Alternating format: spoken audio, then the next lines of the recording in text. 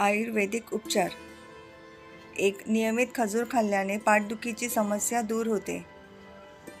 2.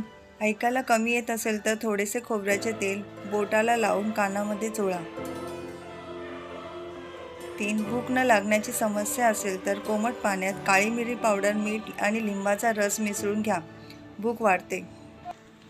4. शारीरिक रूपाने कमजोर आणि बारीक असणाऱ्या व्यक्तींसाठी खारीक एखादा वरदानापेक्षा कमी नाहीत.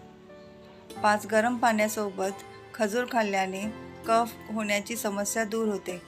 6. जे रात्री बराच वेळ जागे राहतात त्यांना वेडेपणाचा धोका असतो. 7. चक्कर येत असल्यास साखर व बडीशेप एकत्र करून खावी. 8. कडुनिंबाचा पाला कुटून त्याचा रस काढून तळपायाला लावल्यास भेगा बऱ्या होतात. 9. सुजलेल्या भागावर विड्याच्या पानाचा रस लावल्याने सूज वसरून जाते.